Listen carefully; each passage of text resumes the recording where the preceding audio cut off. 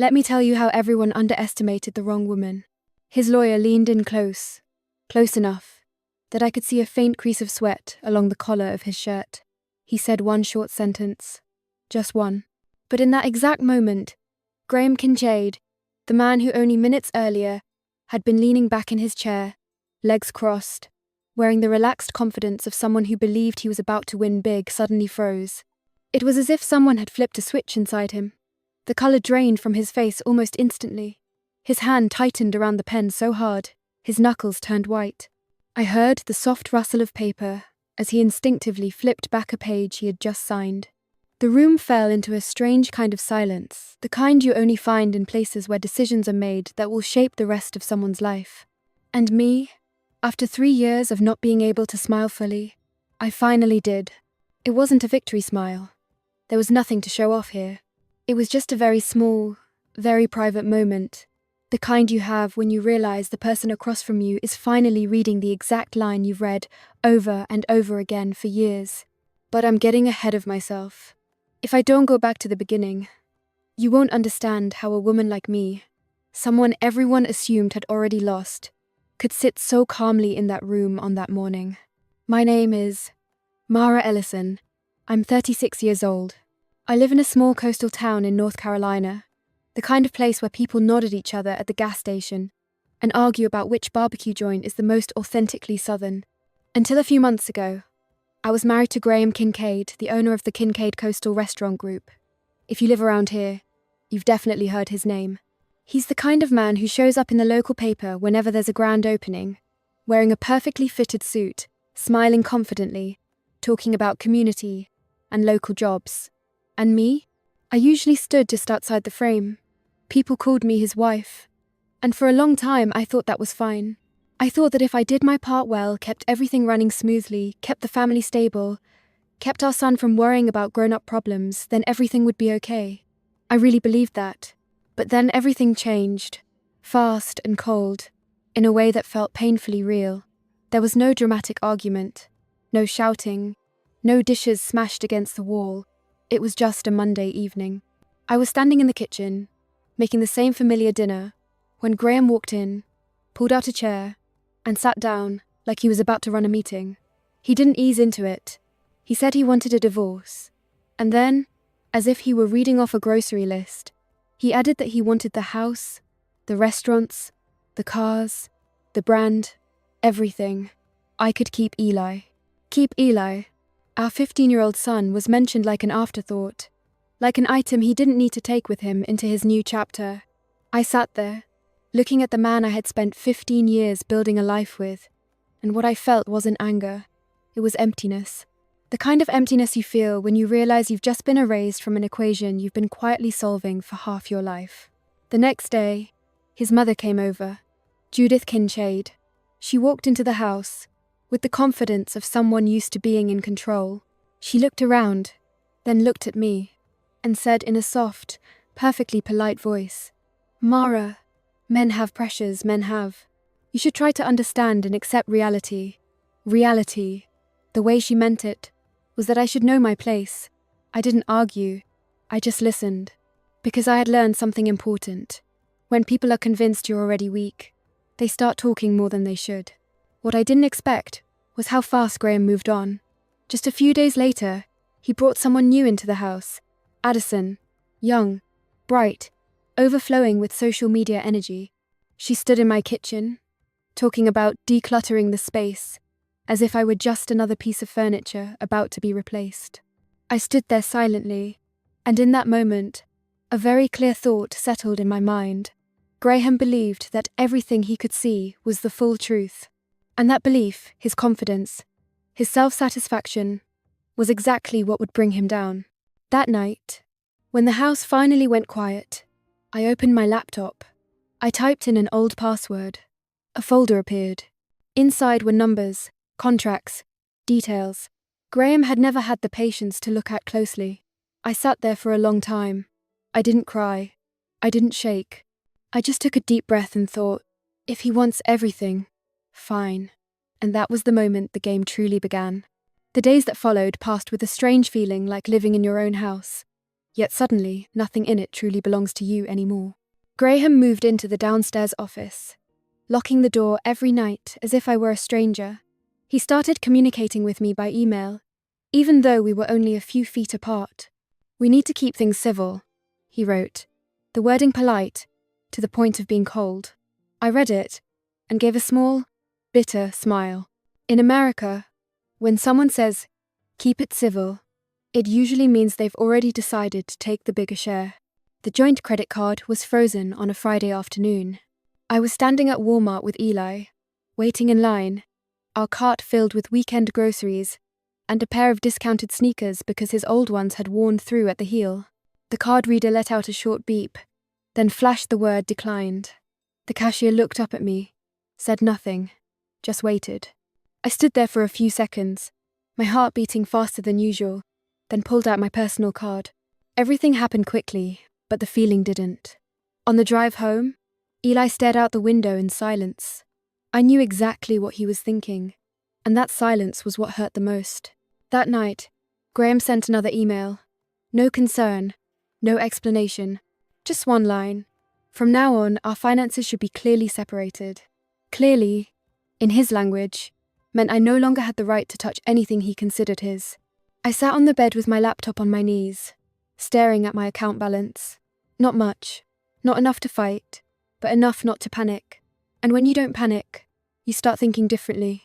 Judith began showing up more often, bringing homemade pastries and advice that sounded like it had been copied straight out of an old book. "You should think about Eli's future," she said, glancing around the house, as if evaluating what might still be worth something. "Women are measured by knowing when to let go." I nodded just to end the conversation. Arguing with her would have led nowhere but exhaustion. What she didn't know was that I had let go a long time ago, let go of the illusion that I needed anyone's approval to have value. Addison didn't lecture. She didn't need to. She demonstrated. She changed the curtains, rearranged the kitchen shelves. She stood in front of the large mirror in the living room, taking yoga photos, then turned to me and asked casually, "Do you mind if I repaint? I like brighter colors." I looked at her, the young woman who believed she had just stepped into a dream of success, and felt more pity than jealousy, because I knew exactly what that dream was built on. Tessa called me every night, like clockwork. Her voice was soft and warm, exactly what you'd expect from a best friend of many years. "Are you okay?" I'm really worried about you." I gave her just enough. I said I was tired. I said I just wanted everything to end quickly. And then, only a few days later, Graham started using those exact same words when talking to his lawyer, when talking to Eli, when talking to his mother. That was when it clicked. Tessa wasn't just listening. She was standing on the other side. Betrayal didn't hit like a punch. It came slower, colder, and much deeper. I didn't call her to confront her. I didn't need to hear another excuse. Eli began to change. Not rebellious, not angry, just cautious. One evening, while the two of us were eating frozen pizza in the small apartment I had just rented temporarily, he asked, "Mum, Dad says you're making everything complicated because of money. Is that true?" The question was like a small, precise blade. I took a deep breath and said, "What do you think?" He stayed quiet for a long time. Then he said softly, "I just feel like everyone's really stressed." I nodded. "Sometimes adults make things stressful because they're afraid of losing control," I said. I didn't badmouth his father. I didn't need to. The truth has its own way of surfacing. At night, after Eli fell asleep, I reopened an old folder on my computer. Numbers, contracts, emails that had never been fully answered. I read slowly, not to scare myself, but to understand every piece of the puzzle. Graham had always hated this kind of thing. He said it killed the vibe. But I knew better. These dry, boring details were the only things keeping everything from collapsing, at least until people started ignoring them. One Sunday morning, I stopped by a familiar diner near the apartment. Old booths, watered-down coffee, and a waitress who called me Hon, without knowing my name. I sat alone, jotting notes in an old notebook. The man at the next table, grey hair, jacket with a local construction company logo, glanced over and asked, "You an accountant?" I shook my head. "Operations." He laughed. "So you're the one who knows everything. Just nobody ever asks." I laughed with him. He had no idea that sentence had been living in my head for 15 years. And for the first time in a long while, I didn't feel invisible. While everyone else thought I was shrinking back, preparing to lose, I started doing what I'd always done best. Preparing. Quietly. No drama. No spectacle. Just small, steady, clear-headed steps. I let Graham believe he was winning. Because when someone thinks they're winning, they stop being careful.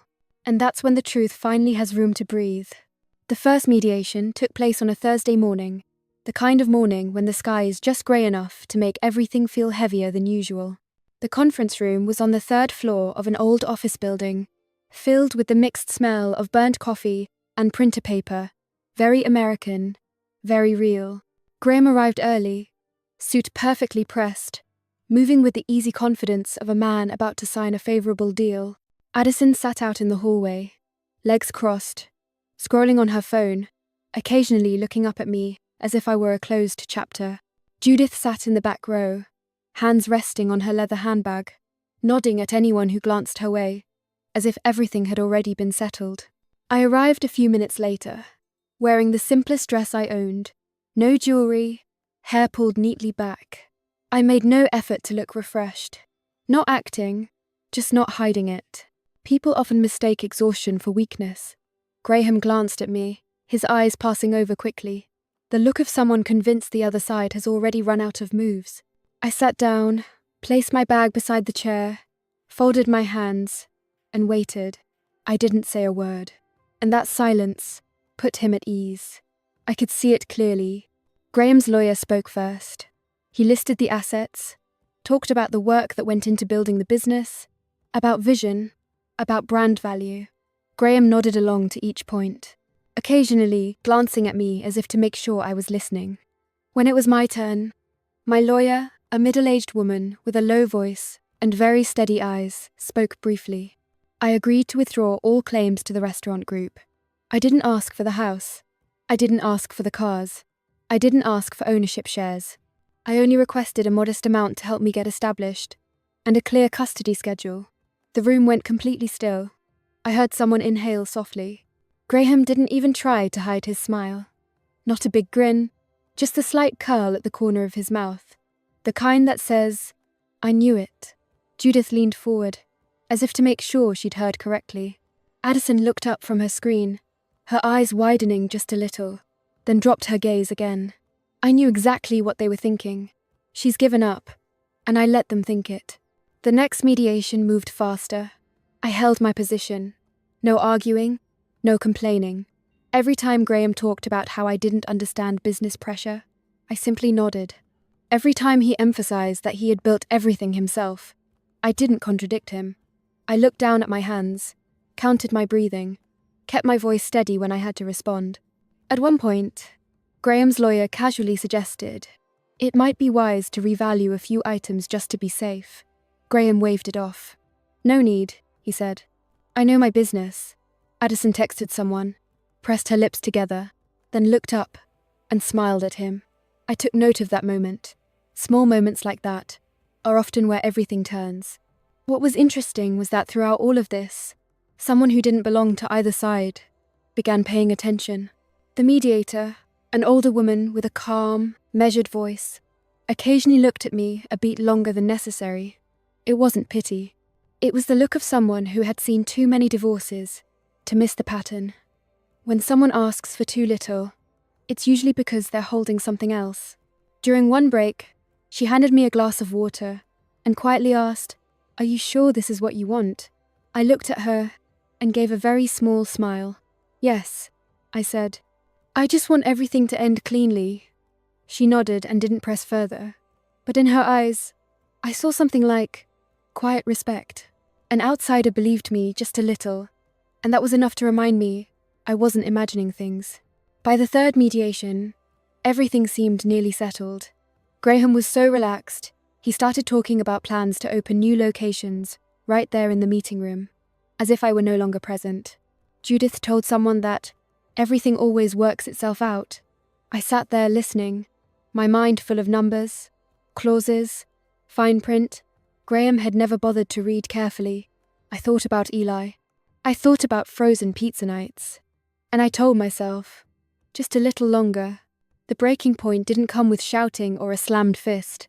It came with a very ordinary sentence. As Graham's lawyer reviewed the final paperwork, he paused at an addendum and said, "We need to make sure you understand the obligations that come with this." Graham frowned. "What do you mean?" The lawyer leaned down, pointed at the text, and began to explain. I didn't look at Graham right away. I looked at my hands. Then I heard his breathing change faster, shallower. And when I looked up, I saw exactly what I'd been preparing myself to see all along.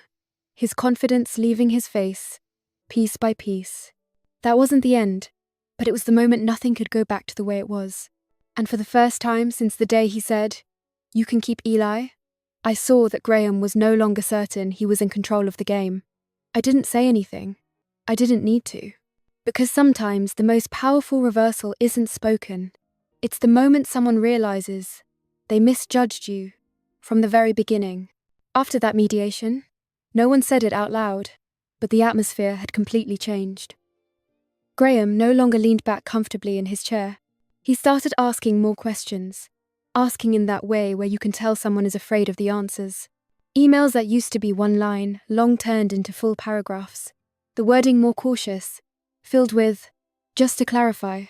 I read them all, and replied briefly, directly, without emotion. Not because I was cold, but because I had learned that at this stage, emotion was simply something other people could use against you. Judith changed too. She still stopped by, still brought pastries, but her voice no longer carried the same certainty. Once, she stood in the kitchen, looked around for a moment, and said, "Things are more complicated than we thought, aren't they?" I didn't answer. I didn't need to say, "I told you so." People like Judith don't listen to understand.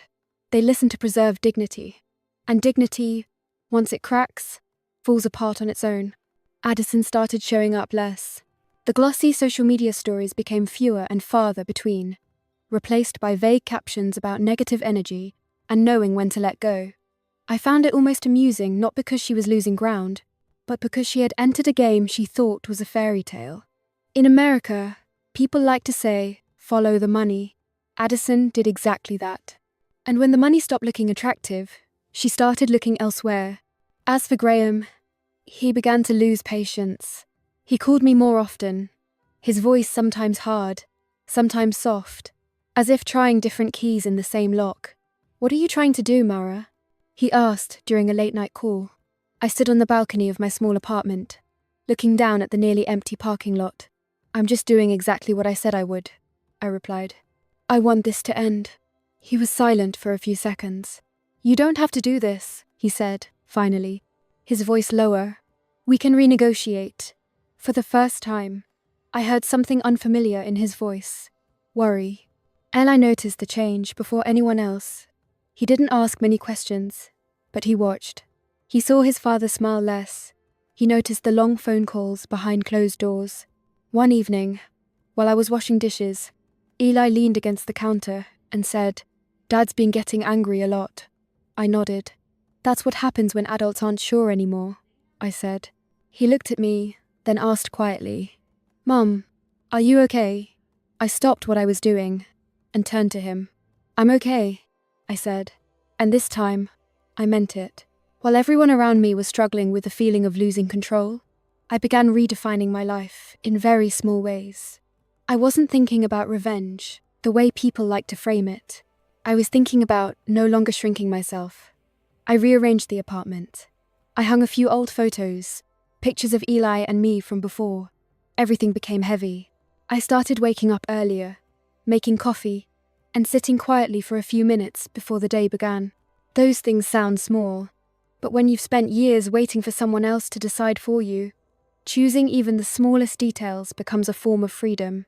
My lawyer called me one afternoon. "We're on the right track," she said. "He's starting to realize that not everything he touches is an asset." I smiled, not out of satisfaction, but relief. Some consequences don't need to be displayed in public. They just need to exist quietly, steadily. And in that quiet, I realized something important. I no longer defined myself by what I had lost. I started defining myself by what I no longer allowed. no longer allowing myself to be dismissed, no longer allowing others to decide my value, no longer allowing fear to drive my life.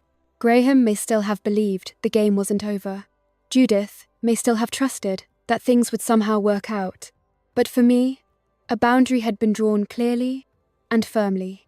And once a woman draws that line with reason, patience, and her own lived experience, there is no going back to the role she once played. In the days that followed, I started to notice a very clear pattern. When people who once held power feel it slipping through their fingers, they'll try anything to pull you back into your old place. Graham shifted from rigid to gentle, so quickly that if you didn't know him well, you might think he was two different people. Some nights he'd text close to midnight, asking how Eli was doing in school, whether he needed money for books. A perfectly normal question, a very responsible father kind of question. I replied briefly, politely, not cold, not warm. I didn't want him to think the old door was still cracked open. Judith changed her tone too. The blunt lectures disappeared, replaced by softer, roundabout lines. I used to endure things for the sake of the family. Or, women sometimes have to accept a little loss to keep the peace. I listened and let it pass. I had spent too many years living by other people's advice to let those words guide me anymore. Once, she looked at me for a long time and asked, "Aren't you afraid?" I knew exactly what she meant. Afraid of losing security. Afraid of being on my own. Afraid of no longer being someone's wife. I looked at her and said calmly, "I was afraid, and I survived." She didn't say another word. Addison disappeared from the house in a very American way. Fast, clean, no explanations. One afternoon, when I stopped by to pick up a few things I'd left behind, the closet was noticeably emptier, the familiar perfume scent already fading. Graham stood in the kitchen, leaning against the counter, looking more worn down than I'd ever seen him. "She needed space," he said, as if explaining it to himself. I nodded. I didn't ask anything else. People who enter someone else's life for the spotlight tend to leave the moment the lights start to flicker. As for me, I began to feel something I'd rarely had before: agency. I set my own schedule. I decided where Eli and I went on weekends, what we ate, what we did. Small, ordinary things, but things I had lost when I got used to always prioritizing someone else's plans. One evening, as Eli and I sat on the floor, assembling an IKEA bookshelf, he suddenly said, "It's quieter here." I smiled. "Yeah," I said. "I feel that too." The space was small, the furniture mismatched, but no one walked in with the sense that they owned the place, or the people in it. My lawyer called again, her voice more confident than before. "They're getting nervous," she said. "They're starting to ask questions they never asked before." I closed my eyes for a second, not to savor it, but to keep myself from moving too fast. I knew the trap of feeling like you're about to win. It makes people reveal too much. I told her only one thing: let them ask. I'm not in a hurry. Eli kept watching, in the quiet way of a child who's growing up faster than his age. He stopped asking much about money or adult arguments. Instead, he noticed the small details. His dad getting more irritable, sighing more often, staring at his phone in silence. One night, he said, "I think Dad isn't used to not being in control." I looked at him, a little surprised. "Why do you think that?" He shrugged. "Because he always says everything will be fine, like saying it makes it true." I didn't answer. I just rested my hand on his head. Some lessons, once discovered on your own, stay longer than any explanation. And in all those shifts, Graham's anxiety, Judith's caution, Addison's disappearance, Eli's quiet maturity, I started seeing myself differently. I was no longer the one left behind.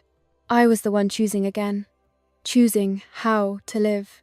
Choosing when to stay silent. Choosing when to speak. I understood then that the real reversal isn't the moment someone goes pale over paperwork. It begins the moment you no longer need to prove your worth to anyone. And when you stay out of your old role long enough, the world around you is forced to adjust its view of you. Graham may not have had a name for it yet, but he felt it clearly. The game was no longer being played by rules he recognized. And this time, I wasn't running to match his pace anymore. I was setting the rhythm of my own life. I used to think the most important moment in a story like this was the explosion, the moment everything blows up, when someone is exposed, when the truth is laid bare in front of everyone. But living through it taught me something different. It's the aftermath that decides who you become afterward. The days that followed didn't come with fireworks. There was no applause. Just very ordinary mornings, waking up in my small apartment, making coffee, opening the window to let the ocean air drift in, and realizing that I was breathing easier than before. Graham called me again one late afternoon. His voice wasn't sharp, and it wasn't that fake softness either. This time it was the voice of someone trying to understand what had just happened to his life. "I didn't think things would be this complicated," he said. I was standing in the kitchen, washing a glass, the water running steadily. "I know," I replied, and that was it. I didn't explain further. Some lessons, if people don't pay the price to learn them themselves, can't be taught with words. Judith left me a long voicemail. She talked about family, about women's sacrifices, about how we all want what's best for Eli. I listened all the way through, didn't fast forward, didn't stop it halfway. Then I deleted it, not out of anger, but because I finally understood where my boundaries were. I no longer needed her approval, or to prove that I had been right. I just needed peace. Eli changed in ways that made my heart ache and swell at the same time. He started asking me more questions, not about money, but about choices. "Why didn't you argue? Why didn't you tell everyone everything?" I thought for a moment, and answered honestly, because being loud isn't always strength. Sometimes, strength is knowing when to wait. He nodded, like he was putting that sentence away, somewhere in his mind. I knew that one day, he'd remember it. One evening, we were sitting on the old couch, watching a cooking show Graham used to call boring. Eli laughed when I burned a batch of popcorn. "You smile more here," he said casually. I paused for a second, not out of sadness, but because I realized something simple and true. The value of a life isn't measured by what you manage to keep, but by how the people living with you feel every day. I started thinking about the future differently, not in terms of big plans or grand ambitions, just reasonable next steps. I signed up for a short course on small business operations at the local community college, not to prove anything to anyone, but because I'm good at it and I enjoy it. On the first day, I sat in the middle row, listening to the instructor talk about cash flow, risk, common mistakes. I smiled. Some lessons I had learned the hardest way possible. Now, I could use them in a better one. Sometimes, when everything had settled, I asked myself if I regretted staying silent for so long. The answer was no, because that silence wasn't surrender. It was space I created to think, to protect my child, to protect myself. In America, people like to say, "Know your worth," but they rarely add the next part. And don't rush to prove it to people who benefit from underestimating you. If there's one message I keep from everything that happened, it's this. You don't have to be the loudest person in the room to matter. You don't have to win every argument to live a good life. Sometimes, real strength is stepping out of the role others assigned you and rewriting the story at your own pace. Slower, quieter, but far more solid. And when I turned off the light that night, lying there with the steady sound of Eli's breathing in the next room, I knew I hadn't won against anyone. I had simply taken back the one thing that mattered most, the right to decide my own life. Part 6. Quietly setting the trap. I didn't tell anyone that I had started preparing long before Graham realized something was wrong. In the US, people like to believe that big decisions are made in explosive moments, but the truth is different. The decisions that change your life are usually made on very quiet afternoons, when you're sitting alone in front of a computer screen, with a cup of cold coffee, finally clear-headed enough to stop lying to yourself. I had a lot of afternoons like that. My lawyer, the woman Graham once called too tough, didn't talk much. She was the kind of person who listened all the way through, nodded, and then asked a single question that forced you to rethink everything. "How do you want to win?" she asked me, during our first meeting in her small office overlooking a parking lot. Not what do you want, but how do you want to win? I sat quietly for a moment, and then answered honestly. I want to walk away clean. I want my child safe. I don't need to prove that I'm right. She studied me for a long time, then smiled. Then we'll make him believe he's winning. From that day on, Everything was broken down into very technical, very dry steps, but also very solid ones. I did what I was best at: reading, cross-checking, organizing. I separated every dollar that was legally mine, every cent I had before the marriage, every part of the inheritance my father left me. No mixing, no grey areas. In America, the law doesn't care how many years you sacrificed for your family. It cares whether you kept your boundaries. I did. I set up a trust for Eli and moved everything into it by the book, at the right time, with the right paperwork. No Graham's name, no shortcuts, just clarity, cold and precise. At the same time, I kept playing the role of the exhausted woman. I went to mediation, with dark circles under my eyes, spoke in short sentences, asked for the bare minimum. I let Graham talk more. I let him show off his plans, his it'll all work out numbers, the expansion ideas he was convinced would intimidate me. Every time he talked, another piece of a picture he had never fully assembled fell into place for me. People say too much when they think they're on top. There was one small moment I'll never forget. Graham's lawyer gently suggested, very gently, that it might be wise to bring in an independent valuation for a few items, just to be safe. Graham laughed, waved it off, and said the sentence I'd heard for 15 years. No need. I know my business. Addison was sitting beside him then. She nodded, lightly touched his hand, like encouragement. I looked down at my notes, as if I hadn't noticed. But in my mind, everything was stamped and sealed. Eli didn't know the details, but he felt the change in rhythm. He saw that I was busier, but not more anxious. One evening he asked, "Are you worried, Mom?" I thought for a moment, and said, "I'm preparing." He nodded, accepting that answer, as if it made perfect sense. Kids understand more than adults think, especially when you don't try to cover things up with clumsy lies. Meanwhile, Graham grew more impatient by the day. He wanted it finalized, wanted it done, so he could start his new life. He texted to push things along, called to ask for updates, complained about how long everything was taking. I apologized. I said I was tired. I said I didn't want to fight anymore. I asked for so little that even the mediator raised an eyebrow. And that scarcity made him careless. When you believe the other person is out of strength, you stop checking the safety harness. I didn't call it revenge. I called it self-defense at the highest level. I didn't want to watch Graham collapse in front of me. I just wanted to walk out of his life without carrying the debris with me. And to do that, I had to let him sign the very documents he had never had the patience to read closely. The night before the final signing, I sat alone in my apartment, the kitchen light casting a dull glow across the table. I opened the stack of papers again, turned every page, checked every stamp. Everything was ready.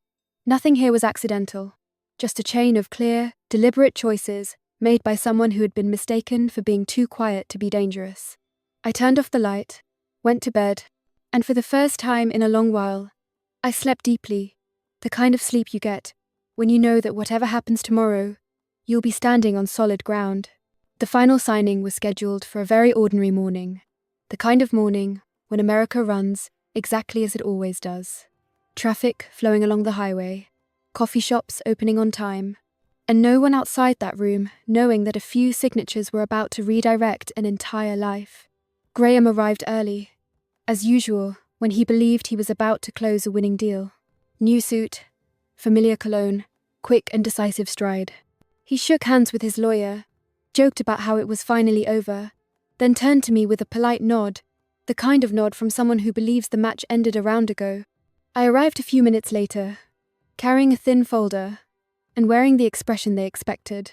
Tired, slightly tense, resigned. The mediator glanced at me, her eyes lingering for just a beat, then looked down to arrange the papers. Addison didn't come into the room. She waited in the hallway, leaning against the wall with earbuds in, occasionally glancing through the glass door. Judith was there too, sitting upright, with her hands neatly folded on her purse, the face of a mother convinced her son was about to keep everything. The terms were read again, one by one, in a steady, dry voice. I confirmed that I was relinquishing all claims to the restaurant chain, the house, the vehicles, the brand. I confirmed the small settlement I would receive to get started. I confirmed the custody schedule. Each time I said yes, I could see Graham's shoulders relax a little more. He started checking his watch. He wanted it over quickly. He wanted to get back to the new life waiting outside that room. That's when I knew I had chosen the right pace. Graham's lawyer flipped to the final section, an addendum thicker than the rest, and said in a perfectly professional tone, "This outlines the obligations attached to the assets." Graham didn't look up right away. He was replying to a text. Yeah, he said, phone still in hand. "I'll just sign everything." His lawyer paused just briefly, only long enough for someone attentive to notice, then continued. I lowered my gaze, keeping my breathing steady. This wasn't the moment to feel anything. This was the moment to be precise. The pen was passed around. Graham signed quickly, his signature large and confident, the way he signed vendor contracts. I signed more slowly, carefully, each stroke deliberate. Not because I hesitated, but because I wanted to be certain. I had walked this entire road fully awake. When all the documents were signed, Graham leaned back in his chair and let out a long breath. That's it, he said, half smiling. Judith smiled too. In the hallway, I saw Addison straighten up and adjust her hair, as if preparing to step into a future she believed was secured. The mediator gathered the paperwork and offered a few closing remarks. Everyone stood. Graham extended his hand toward me, hesitated for a beat, then said, I wish you the best. I shook his hand briefly, politely. You too, I replied. And in his eyes, I saw something that looked like pity, the kind people reserve for someone they believe has lost everything. I didn't correct him. I let him carry that feeling out of the room with him. When the conference room door closed, I stayed where I was for a few seconds. Not because I was stunned, but because I was listening. Not to anyone else, to myself. My heart was steady. My mind was clear. There was no rush of victory, no surge of triumph. Just a deep, settled quiet, the kind that comes when the work is done. On the way to the parking lot, I passed Addison. She looked at me, her gaze flicking over me as if reassessing an old purchase. I smiled faintly, not out of kindness, but because I knew there were truths that didn't need to be spoken yet. Graham walked ahead, already on the phone, his voice upbeat. It's done, he said. Yeah, I'm keeping everything. I opened my car door, sat down, and for the first time in months, I didn't have to guess what others were thinking.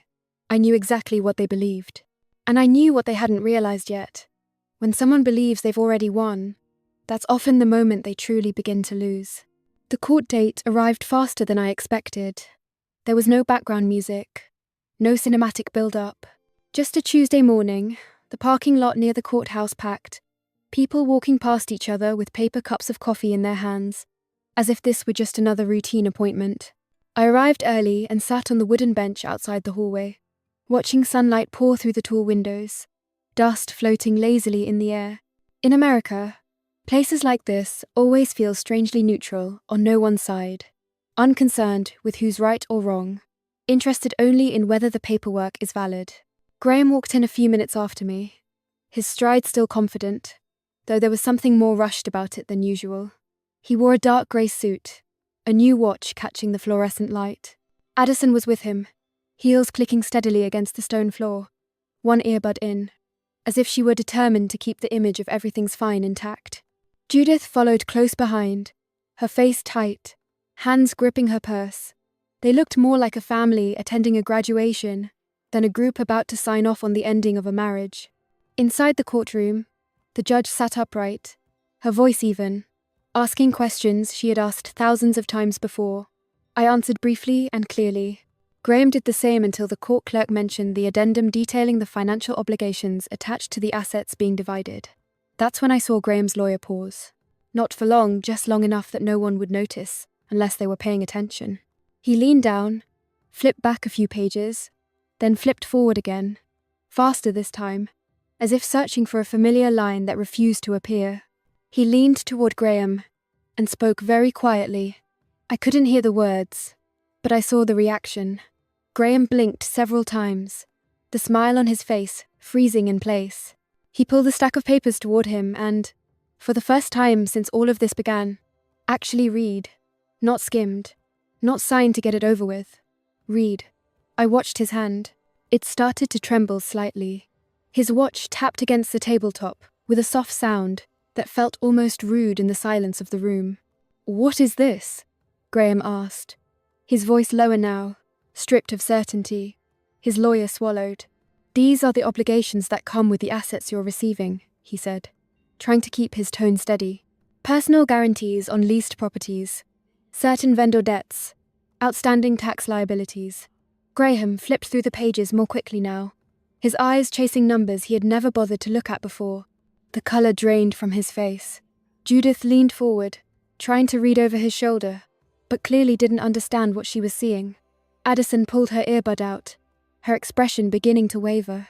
"That can't be right," Graham said, louder this time, loud enough for the judge to look up. "These things, they've always been fine." The judge glanced at the file, then fixed her eyes on him. "You signed an agreement accepting all assets and their associated liabilities," she said, not harshly, but firmly. "Were you advised by counsel before signing?" Graham's lawyer stood, his voice measured. "Your Honour, I recommended an independent valuation. My client declined, and signed a waiver, acknowledging that decision." The air in the room shifted. No one raised their voice, but everything felt compressed. Graham looked at me. For the first time in months, his gaze held no contempt, no pity. It held confusion. "You knew about this," he said, not as a question. I met his eyes calmly. "You never asked," I replied. That was all. No accusation, no long explanation. Truth, when spoken at the right moment, doesn't need decoration. Addison stood abruptly, whispering something urgent to Graham. Judith murmured what sounded like a prayer. The judge tapped her gavel lightly, reminding everyone to maintain order. "The terms are clear," she said. "Unless there is a valid request to withdraw the agreement, the court will enter it." Graham opened his mouth, then closed it again. He turned to his lawyer, searching for a way out. There wasn't one. The pages lay there, cold, precise, unemotional, exactly as everything had been prepared.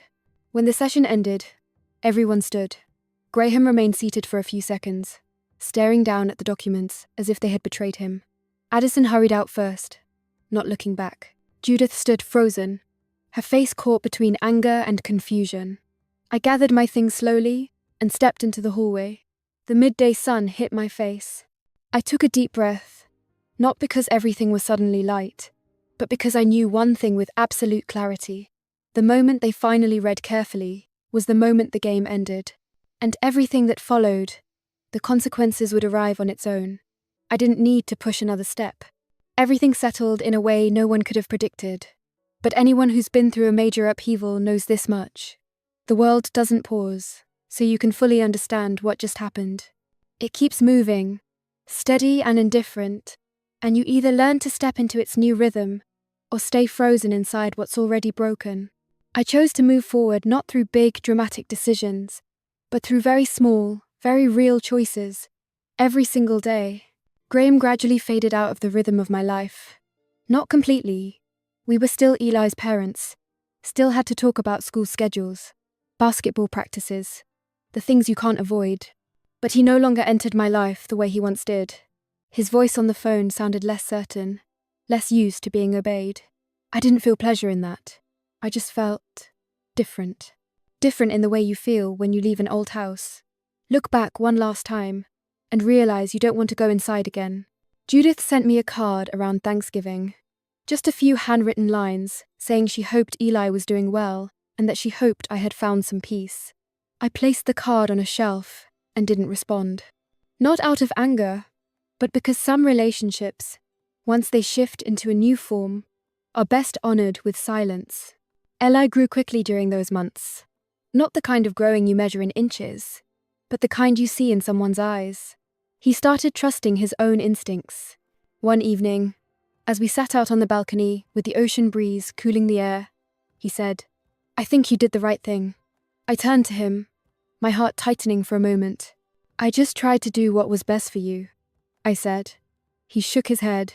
"No, you did what was best for you, and that's why it was good for me." That sentence stayed with me longer than any praise or validation I had ever received. I continued my course at the community college, then started doing operations consulting for a small restaurant that had just opened in the next town. The owner was a middle-aged woman, newly divorced, running on a loan and sheer determination. When I helped her organize cash flow and renegotiate with suppliers, she looked at me and said, "I always thought I wasn't good enough for this." I smiled. "It's not that you weren't good enough," I said. "It's that no one ever gave you the chance to see how good you really are." In that moment, I realized I was building something very different. Not an empire, not a reputation, but a kind of stability for myself and for people like me.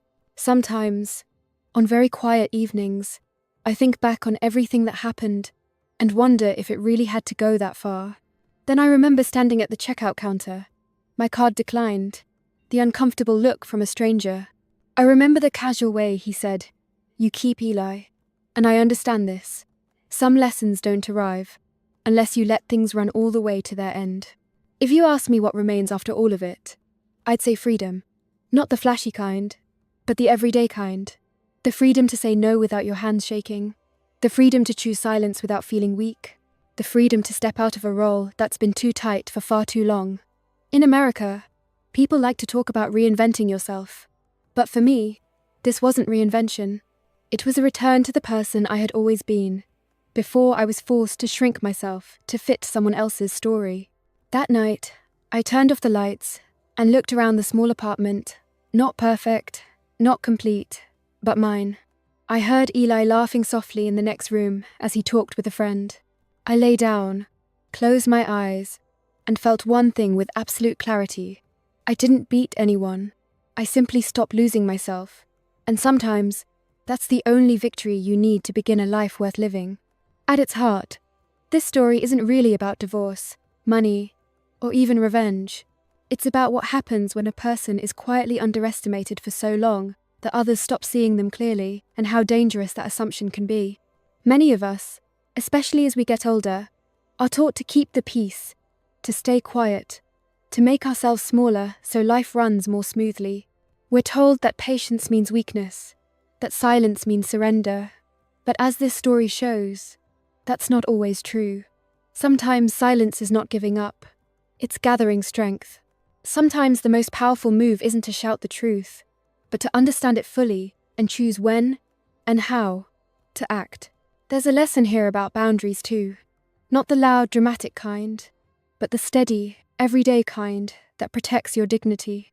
When you stop chasing approval, stop trying to convince people who benefit from misjudging you, something shifts. You begin to see your own value more clearly, and so does the world around you. As the saying goes, don't wrestle with a pig, you both get dirty, and the pig likes it. Real strength often looks calm. It looks prepared. It looks like knowing when to walk away without needing the last word. For anyone who's ever felt overlooked, dismissed, or quietly pushed aside, this is a reminder that your worth doesn't depend on who acknowledges it. Justice doesn't always arrive with noise and spectacle. Sometimes it comes through clarity, patience, and self-respect.